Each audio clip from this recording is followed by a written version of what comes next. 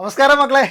സാറേ, 2025 കുട്ടികൾക്കൊരു ശുഭവാർത്തയുമായിട്ട് PSC ഇന്ന് വന്നിരിക്കുകയാണ്. നിരത്തി പിടിച്ച് ഉള്ള സിലബസ് എല്ലാം കംപ്ലീറ്റ് സിലബസും വന്നു. 2024 അവസാനം കുറെ നോട്ടിഫിക്കേഷൻസ് അടിപൊളിയായിട്ട് കൊടുത്തു. എന്നിട്ട് 2025 ആയപ്പോ അതിന്റെ സിലബസുകളും കലണ്ടർ വന്നു. അതിനുശേഷം സിലബസും വന്നു. സാറേ, എനിക്ക് തോന്നുന്നത് PSCയുടെ ചരിത്രത്തില് PSC ഒരുപാട് മാറ്റങ്ങൾ ഇപ്പോൾ വരുത്തിയിട്ടുണ്ട്. എല്ലാം കൃത്യമായിട്ടൊരു എനിക്ക് തോന്നുന്നു ഇതൊക്കെ SSC പരീക്ഷകൾക്കൊക്കെ കണ്ടുവരുന്ന ഒരു രീതിയാണ്. അതുപോലെ ഒരു രീതിയാണ് ഇപ്പൊ നമ്മുടെ PSC കൊണ്ടുവന്നത്. പൊതുവെ PSCയില് നമ്മൾ PSCയെ കുറ്റം പറയുമെങ്കിലും PSCക്ക് ഒരുപാട് മാറ്റങ്ങൾ വന്നു എന്ന് തന്നെ നമുക്ക് മനസ്സിലാക്കാം. ഇപ്പൊ റാങ്ക് ലിസ്റ്റ് വന്നാലും ഒരുപാട് താമസിക്കാതെ റാങ്ക് ലിസ്റ്റ് വരുന്നുണ്ട്. ആൻസർക്ക് വളരെ വേഗം ആൻസർക്ക് വരുന്നത്. അപ്പൊ PSC മാറിയിട്ടുണ്ട്. ഇനി നമ്മൾ വീണ്ടും PSC കുറ്റം പറഞ്ഞുകൊണ്ട് അവിടെ ഇരിക്കാതെ നമ്മൾ ഇനി ചെയ്യേണ്ടതെന്ന് പറഞ്ഞാൽ നമ്മൾ വൃത്തിയായിട്ട് എന്ത് ചെയ്യുക, അതാത് സമയങ്ങളിൽ കൃത്യമായിട്ട് പഠിച്ച് കൃത്യമായിട്ട് പരീക്ഷ എഴുതി ജോലി കയറാൻ വേണ്ടി ശ്രമിക്കുക എന്നുള്ളതാണ് നമ്മൾ ചെയ്യേണ്ട കടമ്പ എന്ന് പറയുന്നത്. അല്ലേ സാറേ? ഇനി നമുക്ക് കളയാൻ സമയമില്ല. വന്നു എന്ന് പറയുന്നത് പോലെ പരീക്ഷ ഇപ്പൊ വരും. നമ്മൾ കണ്ണടച്ച് തുറക്കുന്നതിന് മുമ്പേ പരീക്ഷ വരും. നമുക്ക് എനിക്ക് തോന്നുന്നു പരീക്ഷ അടുക്കുന്ന ഒരു സമയം നമുക്ക് 2 നേരത്താണ് നമ്മൾ ശരിക്കും പറഞ്ഞാൽ ഒരു കോൺസെൻട്രേഷൻ ചെയ്ത് പഠിക്കുന്നത്. ഒന്ന് നോട്ടിഫിക്കേഷൻ വരുന്ന ടൈം, രണ്ടെന്ന് പറയുന്നത് എക്സാം ഡേറ്റ് വരുന്ന ടൈം. ഇതിന്റെ ഇടയ്ക്കുള്ള ഒരു 4-5 മാസം എന്ന് പറയുന്നത് നമ്മൾ സുഖ ഉറക്കത്തിന്റെ സമയമാണ്. ഈ സമയത്ത് നമ്മൾ കൃത്യമായിട്ട് പഠിച്ചു കഴിഞ്ഞാൽ ഉറപ്പായിട്ട് നിങ്ങൾക്ക് ഈ പരീക്ഷകളൊക്കെ എന്ത് ചെയ്യാൻ പറ്റും, ക്രാക്ക് ചെയ്യാനായിട്ട് സാധിക്കും. സാറേ, അതായത് നമ്മളെ ഈ പറയുന്ന എക്സാമിന്റെ കാര്യത്തിൽ ഒരു പ്രധാനപ്പെട്ട സംഭവം എന്ന് വെച്ച് കഴിഞ്ഞാൽ എക്സാമിന്റെ ഡേറ്റ് ഏകദേശം ഒരു മെയ് ജൂൺ മാസങ്ങളിലാണ്. മെയ് ജൂൺ മാസങ്ങളിലൊക്കെയാണ് പ്രിലിമിനറി, അതായത് ഡിഗ്രി ലെവൽ പ്രിലിമിനറി തുടങ്ങുന്നത്. അതായത് പ്രധാനപ്പെട്ട പരീക്ഷകളൊക്കെ ഇതിന് ശേഷമാണ് നടക്കാൻ എന്ന് പറഞ്ഞാൽ കൃത്യമായിട്ട് നമ്മുടെ കയ്യിൽ 5+ സമയം, 5 മാസത്തിൽ കൂടുതൽ സമയം നമ്മുടെ മുൻപിലുണ്ട്. മക്കളോടെ, നിങ്ങൾക്ക് കൃത്യമായിട്ട് പഠിച്ചു പോകാനായിട്ട് 5 മാസത്തിലധികം എന്തായാലും സമയം നമ്മുടെ മുൻപിലുണ്ട്. അപ്പൊ ആ സമയത്തെ കൃത്യമായിട്ട് വിനിയോഗിക്കുന്നവൻ എന്ത് ചെയ്യും? വിജയിക്കും. ഇനിയും വേറെ കാര്യം പറഞ്ഞറിയാം. റാങ്ക് ലിസ്റ്റിൽ ഉൾപ്പെടാൻ വേണ്ടി കുറെ പേര് പഠിക്കും. റാങ്ക് ലിസ്റ്റ് ഉൾപ്പെട്ടിട്ട് ഒരു കാര്യവും ഇന്നത്തെ കാലഘട്ടത്തിൽ ഇല്ല. സാറേ, അവിടെ ഈ റാങ്ക് ലിസ്റ്റ് ഉൾപ്പെടാൻ വേണ്ടി പഠിക്കുന്നവരാണ് ഈ പിന്നീട് നമ്മുടെ പല സ്ഥലങ്ങളിലും ലിസ്റ്റിൽ ഉൾപ്പെടുത്തിയില്ല, ലിസ്റ്റില് ഞാൻ വന്നില്ല, ഞാൻ PSC എന്നെ ചതിച്ചു പറ്റിച്ചു എന്നൊക്കെ ജോലി കിട്ടിയില്ല. പക്ഷെ ഇപ്പോഴും നമ്മൾ മനസ്സിലായി, എനിക്ക് തോന്നുന്നു ഒരു ഏറ്റവും ടോപ്പില് നമ്മൾ വരാൻ പറ്റുമോ, അതാണ് നമ്മൾ. അത് ഇന്നത്തെ കാലത്ത് അത് തന്നെയാണ്. ഇപ്പൊ കുറച്ച് മീഡിയാസ് ഒക്കെ കൂടുതൽ വന്നപ്പോ അതിന് കുറച്ചുകൂടെ പ്രചാരം വന്നു, അത്രയേ ഉള്ളൂ. നമ്മളിപ്പോഴും ഇത്രയും നിങ്ങൾ ശ്രദ്ധിച്ചാൽ മതി. ഏറ്റവും ടോപ്പിൽ വരാൻ ശ്രമിക്കുക. ഏതെങ്കിലും ഒരു മൂലയിൽ, അതായത് നമ്മൾക്ക് സ്കൂളിലൊക്കെ പഠിക്കുന്ന സമയത്ത് ജസ്റ്റ് പാസ്സായാൽ മതി എന്ന് നമ്മൾ ചിന്തിക്കാൻ, തോക്കരുത്, എനിക്കൊന്ന് പാസ്സായാൽ മതി. ഇപ്പൊ കേട്ടിട്ട് പരീക്ഷ ജസ്റ്റ് പാസ്സായാൽ മതി, അല്ലെ? അതിനകത്ത് റാങ്ക് ഒന്നും വേണ്ട. അതുപോലെയാണ് നമ്മൾ പലരും ഇവിടെ കാണുന്നത്. വരാൻ പാടില്ല. ഡിഗ്രി പ്രിലിംസിന്റെ പരീക്ഷ പാസ്സായാൽ മതി. 100 മാർക്ക് നിങ്ങൾ വാങ്ങിക്കണമെന്ന് ഒരു നിർബന്ധമില്ല. നിങ്ങൾ പാസ്സായാൽ മാത്രം മതി. പക്ഷേ സെക്രട്ടറി അസിസ്റ്റന്റ് മെയിൻസ് എക്സാമിനേഷൻ വരുമ്പോ നിങ്ങൾ 450ാമത്തെ റാങ്ക് വാങ്ങിച്ചിട്ട് ജോലി കിട്ടിയില്ലെന്ന് പറയുന്നതിനകത്ത് അർത്ഥമില്ല. നമ്മൾ എന്ത് ചെയ്യണം? നമ്മൾ ആദ്യ റാങ്കുകളിലേക്ക് എത്തണം. അതായത് ഒരു വേക്കൻസി ഉള്ളൂ എന്ന് വിചാരിച്ചോ, ഒരൊറ്റ വേക്കൻസി ഉള്ളെങ്കിൽ ആ ഒരൊറ്റ വേക്കൻസി എന്റേതാണ് എന്ന് വിചാരിച്ച 1ാമത്തെ വേക്കൻസിക്ക് വേണ്ടി നമ്മൾ പഠിച്ച മക്കളെ നമുക്ക് ജോലി കിട്ടുക തന്നെ ചെയ്യും. പഠിക്കാൻ നിങ്ങൾ ഇറങ്ങുന്നുണ്ട് എങ്കിൽ ആ പഠനം എന്ന് പറയുന്നതിനെ ഹരമാക്കി മാറ്റുക. നമ്മൾ അത്രയും തീക്ഷ്ണമായിട്ട് പഠിക്കുക. ആ പഠിക്കാൻ വേണ്ടിയിട്ട് എന്തൊക്കെ കാര്യങ്ങൾ നിങ്ങൾക്ക് മാറ്റിവെക്കാൻ പറ്റുമോ ആ കാര്യങ്ങളൊക്കെ മാറ്റിവെക്കുക. കാരണം ഇതൊന്നും എന്തല്ല, അവസാനമല്ല. ജോലി കിട്ടിക്കഴിഞ്ഞ് നല്ല സാലറി ഒക്കെ വാങ്ങിച്ച് ചെയ്യാൻ പറ്റുന്ന കാര്യങ്ങളൊക്കെ ഈ ലോകത്ത് ബാക്കി. എനിക്ക് തോന്നുന്ന ഒരു കാര്യമുണ്ട്, നമ്മളിപ്പോ ഈ ചില പരീക്ഷകൾക്ക് 5 വേക്കൻസി, 9 വേക്കൻസി, അല്ലെങ്കിൽ 15 വേക്കൻസി, 25 വേക്കൻസി, ഇങ്ങനത്തെ വേക്കൻസികൾ വരുമ്പോ നമ്മൾ ആ പരീക്ഷ എഴുതൂല. അതാണ് ഏറ്റവും വലിയൊരു പ്രശ്നം. കാരണം ഈ 25 വേക്കൻസി ഞാൻ അവിടെ കയറാൻ എന്ന് പറഞ്ഞാൽ നീ ആദ്യമേ നിന്നെ നെഗറ്റീവ് അടിക്കുകയാണ്. എനിക്കിത് കിട്ടൂല എന്ന് തീരുമാനിച്ചാൽ നീ അല്ലല്ലോ അത് തീരുമാനിക്കേണ്ടത്. അപ്പോൾ അവിടെ ഒന്നുമല്ല, ഒരു വേക്കൻസി ആണെങ്കിലും നിന്റെ ക്വാളിഫിക്കേഷനിൽ പറ്റിയതാണോ നീ ഒന്ന് എഴുതി 1ാം സ്ഥാനത്ത് എത്താൻ ശ്രമിക്കുക. ഒരുപക്ഷെ നിനക്ക് ആ പരീക്ഷയ്ക്ക് 1ാം സ്ഥാനത്ത് എത്താൻ പറ്റിയില്ലെങ്കിലും അതിനോടനുബന്ധിച്ച് വരുന്ന മറ്റു പരീക്ഷകൾക്ക് ഈ പഠിച്ചു വെച്ച സാധനം നിനക്ക് ഉപകാരപ്പെടുകയും അവിടെ ചിലപ്പോൾ ഒരു 80ഓ 70ഓ റാങ്കിൽ കയറി അടുത്തൊരു ലിസ്റ്റിൽ വരാൻ സാധ്യത ഉണ്ടാവുകയും ചെയ്യും. അപ്പൊ അതുകൊണ്ട് തന്നെ 1 ആണെങ്കിലും 1000 ആണെങ്കിലും അല്ലെങ്കിൽ പ്രതീക്ഷിത ഒഴിവുകൾ എന്ന് വന്ന നമ്മളൊക്കെ, എനിക്ക് തോന്നുന്ന ഒരു ട്രെൻഡാണ്. പ്രതീക്ഷിത ഒഴിവുകൾ മാത്രം എഴുതുന്ന ഒരുപാട് ആൾക്കാരുണ്ട്. ഈ കേൾക്കുന്നതിൽ ഒരുപാട് ആൾക്കാർ പ്രതീക്ഷിത ഒഴിവുകൾ എന്ന് വന്നാൽ മാത്രം അപേക്ഷിക്കുന്ന ഒരുപാട് ആൾക്കാരുണ്ട്. ഇല്ല സാറേ? അതല്ല നമ്മൾ വേണ്ടത്. നമുക്ക് എത്ര വാക്കൻസി ഉണ്ടോ അതൊന്നും നിങ്ങളുടെ ഒരു വിഷയത്തിൽ പെടുന്നതേ അല്ല. എത്ര കട്ട് ഓഫ് കഴിഞ്ഞ പ്രാവശ്യം വന്നു നിങ്ങളുടെ വിഷയത്തിൽ പെടുന്നതല്ല. നിങ്ങൾ ഇന്ന് ആ പഴയകാരമൊക്കെ വിടുക. ചത്തവന്റെ ജാതകം നോക്കിയിട്ട് കാര്യമില്ല. ഇപ്പോ നിങ്ങൾ ഏറ്റവും ടോപ്പ് മാർക്കിൽ എത്താൻ ശ്രമിക്കുക. അതാണ് നമ്മൾ എന്ത് ചെയ്യേണ്ടത്. നമുക്ക് പഠിക്കാൻ കുറെ കാര്യങ്ങളുണ്ട്. ഇപ്പം 100% സിലബസും പൂർത്തിയാക്കി ജോലി വാങ്ങിക്കാന്ന് വിചാരിച്ചാൽ നടക്കൂല. നമ്മൾ എന്ത് ചെയ്യുക? നമ്മളെ കൊണ്ട് പറ്റുന്നതിന്റെ ഏറ്റവും ബെസ്റ്റ് നമ്മൾ എന്ത് ചെയ്യുക? കാഴ്ചവെക്കുക. ഇപ്പം ഓടാൻ പോകുന്നവന് ഒരു ഒളിമ്പിക്സിൽ ഓടാൻ പോകുന്ന ഒരാൾ വന്നിട്ട് 9 സംതിങ് അല്ലേ ബോൾട്ട് ഓടിയെടുത്ത് എന്ന് പറഞ്ഞിട്ട് ഉസൈൻ ബോൾട്ട് ഓടി, അത്രേ ഓടി, അതുകൊണ്ട് ഞാൻ ഇനി ഒളിമ്പിക്സിൽ അതിലും കുറച്ച് ഓടാൻ എനിക്ക് പറ്റാത്തത് കൊണ്ട് ഓടാൻ പോകുന്നില്ല എന്ന് പറഞ്ഞിട്ട് കാര്യമില്ല. 100 വാങ്ങിച്ചോ കാണും പരീക്ഷ എഴുതിയിട്ടുണ്ടാവും അല്ലേ, ചിലപ്പോൾ 99 വാങ്ങിച്ചോ കാണുമായിരിക്കും. നമുക്ക് വേണ്ടത് ഒരു ജോലിയാണ്. നമ്മൾ ആ ജോലിക്ക് വേണ്ടി നമ്മളെ കൊണ്ട് പറ്റുന്നതിന്റെ മാക്സിമം എഫോർട്ട് ഇടുക, പറ്റുന്നതിന്റെ മാക്സിമം സോഴ്സുകളെ നിങ്ങൾ ഉപയോഗിച്ച് ഓരോ നിമിഷവും പരീക്ഷയുടെ അന്ന് വരെയുള്ള ഓരോ നിമിഷവും നിങ്ങളെ കറക്റ്റ് ചെയ്ത് ജോലിയിലേക്ക് എത്തുക. അപ്പൊ അതിനുള്ള സമയമാണ് സാർ. എനിക്ക് തോന്നുന്നു നമ്മളിപ്പോ ഈ സിലബസ് അറിഞ്ഞ് പഠിക്കണമെന്ന് പറയും. നമ്മൾ സാർ എപ്പോഴും പറയാറുണ്ട്, നമ്മളെ ഒരു സിലബസിനകത്ത് ഒരു ചിലപ്പോൾ 5 മാർക്ക് കാണും, പക്ഷെ സിലബസ് വാസ്റ്റ് ആയിരിക്കും. അങ്ങനെയുള്ള സാധനങ്ങൾക്കകത്ത് മുങ്ങി വീണ് നമ്മൾ ചാവാതെ, നമ്മൾ അതല്ലാതെ 5 മാർക്ക് എന്നാൽ കുറച്ച് സിലബസ് ഉള്ള അതിന് നമ്മൾ കൂടുതൽ പ്രാധാന്യം കൊടുക്കും. മറ്റത് പഠിക്കേണ്ടെന്നൊന്നും നമ്മൾ പറയുന്നില്ല, പക്ഷെ നമ്മുടെ നിശ്ചിത സമയമൊക്കെ കാൽക്കുലേറ്റ് ചെയ്തിട്ട് അത്തരം സാധനങ്ങൾ കൂടുതൽ ഇമ്പോർട്ടന്റ് കൊടുത്തൊക്കെ നമ്മൾ എന്ത് ചെയ്യണം, പഠിക്കുക. അത് കുറച്ച് ട്രിക്കുകളാണ്. ആ സാധനങ്ങൾ പഠിക്കാൻ ശ്രമിക്കണം. നമ്മുടെ ഡിഗ്രി പ്രിലിംസിന് സയൻസ് ആൻഡ് ടെക്നോളജി എന്നൊരു സാധനം ഇട്ടിട്ടുണ്ട്. 5 മാർക്കാണ് സിലബസിൽ ഇട്ടിരിക്കുന്നത്, പക്ഷെ കുന്നോളം സാധനമുണ്ട്. അതിൽ നിന്ന് ചോദിച്ചിട്ടുള്ള പ്രധാനമായിട്ടും ചോദിച്ചിട്ടുള്ള 3 ഏരിയ എന്നാണ്. അത് നമ്മുടെ മുൻവർഷ ചോദ്യങ്ങൾ കണ്ടാൽ നമുക്ക് മനസ്സിലാവും. നിങ്ങൾ മുൻവർഷ ചോദ്യങ്ങളൊന്നും തിരക്കാറില്ല എന്ന് ഞങ്ങൾക്കറിയാം, പക്ഷേ പഠിപ്പിക്കുന്നത് ഞങ്ങളായതുകൊണ്ട് ഞങ്ങൾക്കത് നോക്കിയേ പറ്റുള്ളൂ. അപ്പം നമ്മൾ പ്രാധാന്യം കൊടുക്കുന്നത് എന്താണ്, ആദ്യം ഈ പറയുന്ന 3 ഏരിയ അതാണ് നമുക്കറിയാം. അപ്പൊ ആ 3 ഏരിയയിലുള്ള കാര്യങ്ങളൊക്കെ കൃത്യമായിട്ട് നിങ്ങളെ പഠിപ്പിച്ചതിന് ശേഷമേ അടുത്തതിലോട്ട് എന്ത് ചെയ്യുള്ളൂ, നമ്മൾ പോവുള്ളൂ. അപ്പൊ ഇങ്ങനെ നമ്മൾ ഒരു ബാച്ചൊക്കെ സെറ്റ്, അല്ലെങ്കിൽ ഇങ്ങനെ നമ്മളൊരു പഠിത്തത്തിന് ഒരു രീതിയൊക്കെ സെറ്റാക്കി കഴിഞ്ഞാൽ നമുക്ക് എന്ത് ചെയ്യാൻ പറ്റും, ഉറപ്പായിട്ട് ലിസ്റ്റിൽ കയറാൻ പറ്റും. എനിക്കൊന്നൊരു 11 പരീക്ഷ നടന്നതിൽ ആ 11 പരീക്ഷയിലും ഈ പറയുന്ന 3 ഏരിയ എന്നൊരു 8ഓളം പരീക്ഷയ്ക്ക് ചോദ്യം വന്നു. ആലോചിച്ച് നോക്കണേ, 11 പരീക്ഷയിൽ 8ഓളം ഏരിയയിൽ ഇത് തന്നെയാണ് ചോദിച്ചത്. അപ്പൊ ബാക്കി പഠിച്ചതൊക്കെ എന്തായി?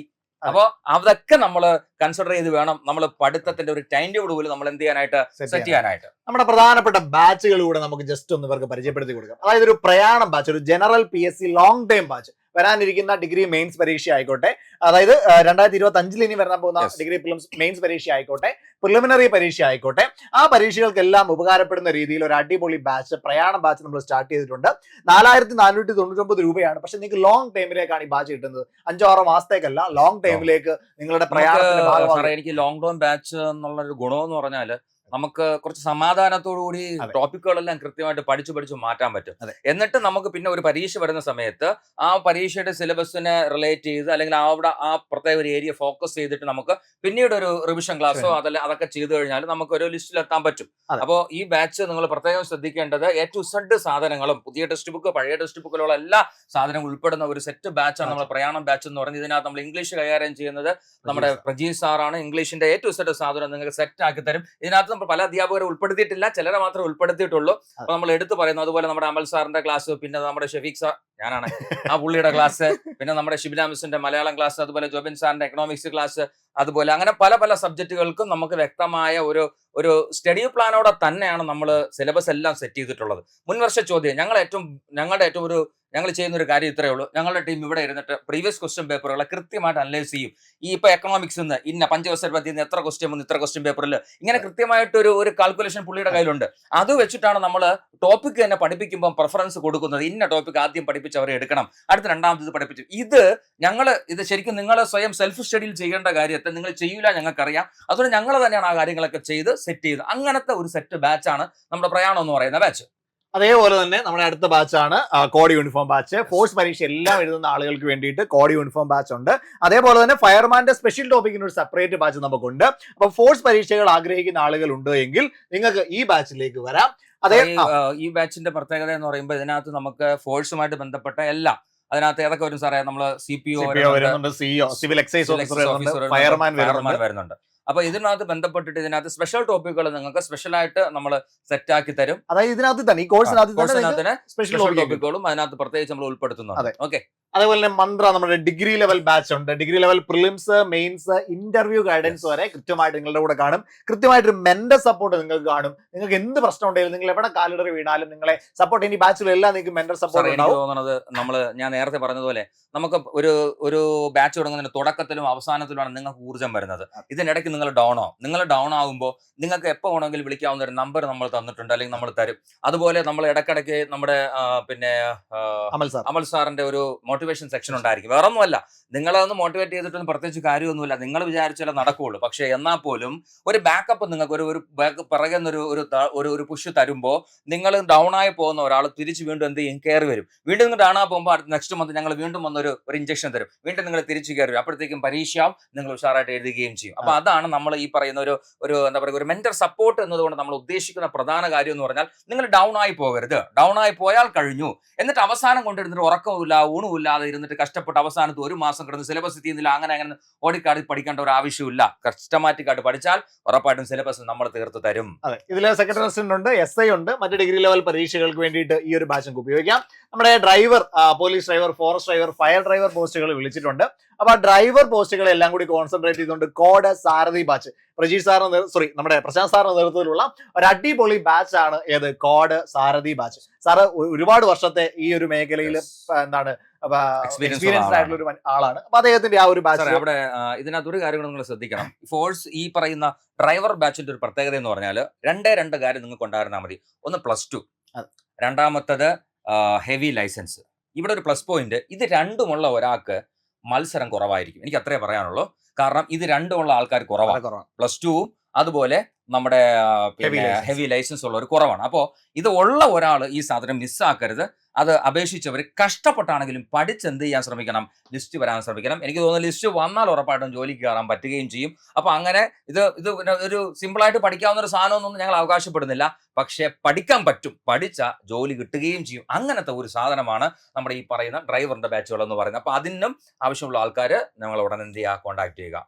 ഓക്കെയാണ്. ദെൻ അക്ഷയം ബാച്ച് അസിസ്റ്റന്റ് സെയിൽസ്മാൻ വന്നല്ലേ, കുറെ ആളുകൾ കാത്തിരിക്കുന്ന, സ്വന്തം ജില്ലയിൽ ഒരു ജോലി നേടാൻ കഴിയുന്ന അടിപൊളി ഒരു കോഴ്സ് പോസ്റ്റാണ് അസിസ്റ്റന്റ് സെയിൽസ്മാൻ. സാർ ഒരു വീഡിയോ ഒക്കെ ചെയ്തല്ലേ അസിസ്റ്റന്റ് സെയിൽസ്മാനുമായിട്ട് ബന്ധപ്പെട്ട് നമ്മൾ പറഞ്ഞാല്, ഒന്ന് അസിസ്റ്റന്റ് സെയിൽസ്മാന്റെ ഒരു പ്രധാനപ്പെട്ട ഒരു പ്ലസ് പോയിന്റ് നെഗറ്റീവ് ഒന്നും പറയുന്നില്ല. ഒരു കാര്യം എന്ന് പറഞ്ഞാൽ ഇതിന്റെ സിലബസ് എന്ന് പറയുന്നത് നമ്മുടെ LDCയുടെ സിലബസ് ആണ്. അതായത് ഒരു 6 മാസം മുമ്പേ നിങ്ങൾ LDC പഠിച്ച ആൾക്കാർക്ക് ഒരു റിവിഷൻ പോലെ കൃത്യമായിട്ടൊന്ന് മോണിറ്റർ ചെയ്ത് പഠിച്ചു കഴിഞ്ഞാൽ ഉറപ്പായിട്ടും ഒരു മേൽക്കൈ കിട്ടുന്ന ഒരു സാധനമാണ് ഈ അക്ഷയം ബാച്ച് എന്ന് പറയുന്നത്. രണ്ടെന്ന് പറയുന്നത്, അക്ഷയം ബാച്ച് അല്ലെങ്കിൽ അസിസ്റ്റന്റ് സെയിൽസ്മാൻ എന്ന് പറയുന്ന സാധനത്തിനോട് ഒരല്പം അകൽച്ച ഉള്ള ഒരുപാട് ആൾക്കാരുണ്ട്. നമ്മൾ തന്നെ ചെയ്യുന്ന പല യൂട്യൂബ് ചാനലുകളിലും ഇഷ്ടംപോലെ നെഗറ്റീവ് ഞാൻ ഒരിക്കലും അതിനെ പറയുന്നില്ല കേട്ടോ. കാരണം എന്ന് പറഞ്ഞാൽ അത് അവരവരുടെ വിഷമമാണ്. ലിസ്റ്റിൽ വന്നിട്ട് അവർക്ക് ജോലി കിട്ടുന്നില്ല, വളരെ അടുത്ത ലിസ്റ്റിൽ വന്നിട്ടും ജോലി കിട്ടുന്നില്ല. നിയമന നിരോധനവുമായി ബന്ധപ്പെട്ട് എനിക്കൊന്ന് മീഡിയ 1 ചാനലിൽ പരസ്യവും മറ്റുമൊക്കെ വന്നു. അപ്പൊ അതുകൊണ്ട് തന്നെ അത്തരം സംഭവങ്ങളിൽ ഒരുപാട് ഉള്ളിൽ ഒരു വിഷമമുള്ള ആൾക്കാരുണ്ട്. അങ്ങനെയുള്ളവർ ഞാൻ പറയുന്നത് ഇത്രയേ ഉള്ളൂ, എന്നും ഒരേ സാഹചര്യം ആയിരിക്കില്ല. PSCയിലാണെങ്കിലും നമ്മുടെ നാട്ടിലാണെങ്കിലും രാഷ്ട്രീയ സാമൂഹ്യ സാഹചര്യങ്ങളെല്ലാം മാറും. അങ്ങനെ മാറുന്ന ഒരു സമയത്ത് നിയമനങ്ങൾ കൂടുതൽ നടന്നാൽ അവിടത്തേക്ക് ലിസ്റ്റ് ആവശ്യമുണ്ട്. അപ്പൊ ഒരു 3 വർഷത്തിന് ശേഷം അല്ലെങ്കിൽ 1.5 വർഷം അല്ലെ ശേഷം അടുത്തൊരു അസിസ്റ്റന്റ് സെയിൽസ്മാന്റെ ഒരു ലിസ്റ്റ് ഇടുമ്പോ ആ ലിസ്റ്റിൽ നിന്നും ഒരുപാട് ആൾക്കാർ എടുക്കുമ്പോ അന്ന് പരീക്ഷ എഴുതാതെ നെഗറ്റീവ് അടിച്ചിരുന്ന ആൾക്കാര് ഇരുന്ന് ചിന്തിക്കും, അന്ന് ഞാൻ എഴുതിയെങ്കിലോ എന്ന്. ആ ഒരു അവസ്ഥ നമുക്ക് വരാൻ പാടില്ല. അതുകൊണ്ട് തന്നെ നിങ്ങൾ മറ്റു പരീക്ഷകൾക്ക് പഠിക്കുന്നതിന്റെ കൂട്ടത്തിൽ ഇതും കൂടി എന്ത് ചെയ്യുക, പഠിക്കുക. ഒരു കാര്യം കൂടെ ശ്രദ്ധിക്കണം, അസിസ്റ്റന്റ് സെയിൽസ്മാന്റെ ഒരു പ്രത്യേകത എന്ന് പറയുന്നത് ഒരു LDCക്ക് കിട്ടുന്ന ഇൻഹാൻഡ് സാലറിയേക്കാളും കൂടുതൽ സാലറി കയ്യിൽ വാങ്ങിക്കാൻ അസിസ്റ്റന്റ് ഒരു സെയിൽസ്മാന് കഴിയുന്നുണ്ട് എന്നുള്ളതും കൂടി നിങ്ങൾ എന്ത് ചെയ്യുക, മനസ്സിലാക്കുക. പിന്നെ അതിനൊരു നെഗറ്റീവ് എന്ന് പറയുന്നത് ജോലി സമയം കൂടുതലുണ്ട്. എല്ലാം ഓപ്പൺ ആയിട്ട് പറയുകയാണ്, ജോലി സമയം ഇച്ചിരി കൂടുതലുണ്ട്. പക്ഷേ പൈസയാണല്ലോ നമ്മുടെ എല്ലാവരുടെയും ആവശ്യം എന്ന് പറയുന്നത്. അതിനാണല്ലോ നമ്മൾ പഠിക്കുന്നതും ജോലി എടുക്കുന്നതും ഒക്കെ. അപ്പൊ അവിടെ ആ ഒരു അസിസ്റ്റന്റ് സെയിൽസ്മാൻ, എന്താണ് അസിസ്റ്റന്റ് സെയിൽസ്മാൻ എന്നുള്ള വീഡിയോ ഒക്കെ ഇഷ്ടംപോലെ നമ്മൾ ചാനലിനകത്ത് ഇട്ടിട്ടുണ്ട്. അപ്പൊ അത് കാണുക. ഞാൻ ഇത്രേ പറയുന്നുള്ളൂ, നെഗറ്റീവ് അടിച്ചിരിക്കാതെ അസിസ്റ്റന്റ് സെയിൽസ്മാൻ ആണെങ്കിൽ അത് പഠിക്കുക. ഇനി ഇതൊന്നുമില്ല, നിങ്ങൾക്ക് ജോലിക്ക് പോകാൻ താല്പര്യം ഇല്ലെങ്കിൽ പോലും ഈ പഠിച്ച് ഇതിനൊരു ലിസ്റ്റിൽ വന്നു അല്ലെങ്കിൽ ഒരു അഡ്വൈസ് വന്നു കഴിഞ്ഞാൽ നിങ്ങൾക്ക് തന്നെ ഒരു കോൺഫിഡൻസ് ആയില്ലേ. അപ്പൊ വീണ്ടും അടുത്തടുത്ത പരീക്ഷകളിൽ ഒരു എന്താ പറയുക, കുറച്ചുകൂടി പഠിക്കാനുള്ള ഒരു ത്വര നമുക്ക് കിട്ടും. അപ്പൊ അതുകൊണ്ട് തന്നെ ഒന്നും നമ്മൾ വേണ്ടാന്ന് വെക്കരുത് എന്നാണ് പേഴ്സണൽ ആയിട്ടുള്ള റിക്വസ്റ്റ് എന്ന് പറയുന്നത്. ഓക്കെ, അപ്പം നിങ്ങൾ എന്ത് ചെയ്യണം, 8281223366 എന്ന് പറയുന്ന നമ്പറിലേക്ക് കോൺടാക്ട് ചെയ്യുക. ഈ കാര്യങ്ങളെല്ലാം നിങ്ങൾക്ക് അറിയാം. ഇനി നമുക്ക് സൂപ്പർ നോട്ട്സ് എന്ന് പറയുന്ന ഒരു ടെലഗ്രാം ചാനലുണ്ട്. ആ സൂപ്പർ നോട്ട്സിന്റെ ടെലഗ്രാം ചാനൽ ലിങ്ക് താഴെ കൊടുത്തേക്കാം. ആ ചാനൽ ജോയിൻ ചെയ്ത് നമ്മളോട് ചോദിച്ചാലും ഈ കോഴ്സുമായി ബന്ധപ്പെട്ട എല്ലാ ഡീറ്റെയിൽസും, ഇനി അല്ലാത്ത മറ്റെന്തെങ്കിലും കാര്യങ്ങളാണെങ്കിൽ അതിൽ നമ്മൾ മറുപടി പറയും. അപ്പൊ അടിപൊളിയായിട്ട് പഠിക്കുക, നല്ലൊരു വർഷം ആയിരിക്കട്ടെ. എല്ലാവിധ ആശംസകളും നേരുന്നു. Thank you.